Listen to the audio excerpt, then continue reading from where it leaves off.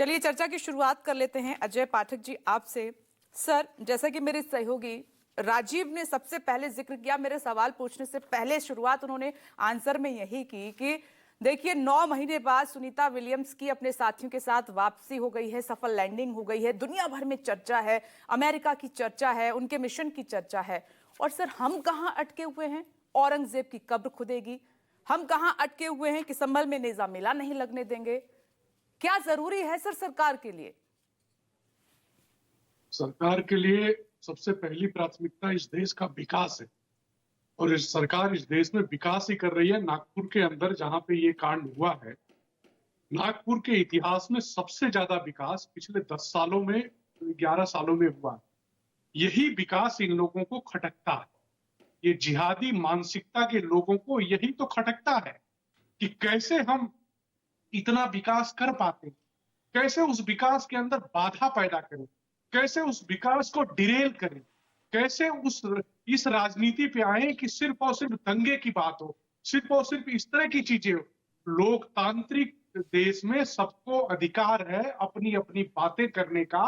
लोकतांत्रिक तरीके से अगर बीएचपी ने लोकतांत्रिक तरीके से अपना धरना प्रदर्शन किया तो हम तो किसी दूसरे समुदाय को मना नहीं करने गए थे, वो भी लोकतांत्रिक तरीके से अपना धरना प्रदर्शन कर लेते। जो लोग आपकी सुरक्षा में खड़े थे, डीसीपी को कुल्हाड़ियों से हाथ उसका काट देना, 33 पुलिस वालों को घायल कर देना, ये कौन सा लोकतांत्रिक तरीका? ये कौन से जिहादी मानसिकता है? ये कौन से लोग हैं? कौन लोग इनको ट्रेंड करते हैं? कौन लोग इनके पीछे साजिश में शामिल हैं? कौन ऐसे लोग हैं इस देश में जो विकास को बर्दाश्त नहीं करना चाहते हैं, जो विकास को देखना नहीं चाहते हैं, जिनकी आंखों में विकास चुभता है, उनको सिर्फ और सिर्फ इस देश में दंगा चाहिए। सर, आपने इस पूरे मामले को विकास से जोड़ दिया। चलिए आपकी बात मान लेते हैं, तो बताइए कि कब्र हटाने में, कब्र खोदने में कौन सा विकास छिपा हुआ है? संभल की मैं बात कर रही हूं, वहां पर पहले से एक मेला लगता आ रहा है, नेजा मेला, उसको ना लगने में कौन सा विकास छिपा हुआ है? ये मुझे बताइए सर, इसमें देश का कौन सा विकास आपको नजर आ रहा है? बल्कि इसके उलट वहां पर माहौल खराब हो रहा है। विघ्नेश जी, क्यों नहीं छुपा हुआ है? हम उन आताताइयों का जिसने हमारे 3000 मंदिर सनातनियों के तोड़ दिए, जिसने हजारों बहन बेटियों का सड़क पे खड़ा करके आज के समय में ये जरूरी है सर आपके लिए? हम लगने दें? आज के समय में ये जरूरी है क्या? आपको ये नहीं दिखाई दे रहा कि महाराष्ट्र नंबर 1 ऐसा राज्य है जहां पर किसान आत्महत्या सबसे ज्यादा कर रहे हैं? फाइनेंशियल क्राइसिस चल रहे हैं महाराष्ट्र में, जिसके चलते जो योजना है वो प्रभावित हो रही है। क्या आपको महंगाई नहीं नजर आ रही है? क्या आपको बेरोजगारी नजर नहीं आ रही है? क्या ये आपके लिए जरूरी नहीं है सर? आज के परिप्रेक्ष्य में देखा जाए, आज के दौर में देखा जाए, जबकि यूथ और पब्लिक जो आपको वोट देते हैं वो इस मुद्दों पर बात नहीं करना चाहते, फिर आपने क्यों इसको जिंदा किया हुआ है? जिग्नेश जी सुनिए ना, आपने सवाल किया तो उसका जवाब भी लीजिए।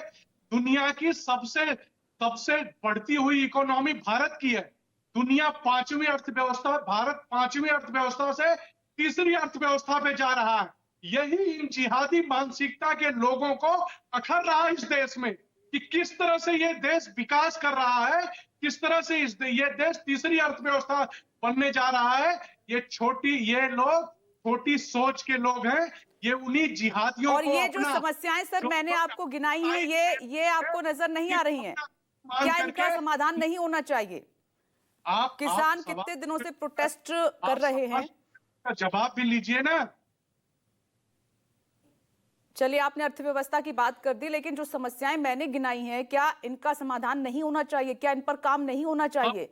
और हम बात कर रहे हैं औरंगजेब की, हम बात कर रहे हैं इधर नेजा मेला की, हम बात कर रहे हैं धर्म की, फिर आप कहते हैं कि हम ये बात नहीं करते। सीधा आप पर आरोप है कि आप इन मुद्दों की आड़ में हिंदुत्व कार्ड खेल रहे हैं। जिग्नेश जी, जिस दिन विधानसभा स्टार्ट हुई महाराष्ट्र की, उस दिन अर्थव्यवस्था पे चर्चा होनी थी, बजट पे चर्चा होनी थी, लेकिन ये समाजवादी विचारधारा के लोग, कांग्रेस के विचारधारा के लोग उस दिन औरंगजेब को विधानसभा में लेकर के आए और उसके बाद इनके पूर्व मंत्री बयान दे रहे हैं, जिसने प्रधानमंत्री को बोटी बोटी काटने की बात की, वो औरंगजेब को लेकर के आए। और ये सारे लोग सिर्फ और सिर्फ हर विकास के मुद्दे को डिले करने के लिए, जब आप और आपके लोग इस मुद्दे को रेस कर रहे हैं, खत्म नहीं होने दे रहे हैं, तो फिर ये समझ में आता है, ये सवाल उठ रहा है कि ये आपको सूट करता है, ये आपको सूट करता है, इसलिए आप इसको खत्म होने नहीं देना चाह रहे हैं। और इससे भले ही माहौल क्यों ना खराब हो, इससे आपको कुछ लेना देना नहीं है। जब आप कहते हैं कि सुनियोजित है, तो सर सवाल आपको पूछने का कोई राइट नहीं है, क्योंकि केंद्र में आप बैठे हैं, राज्य में आप बैठे हैं, आपकी इंटेलिजेंस है, आपकी पुलिस है, आपकी सरकार है, आपका सिस्टम है, तो आप सवाल नहीं कर सकते सर।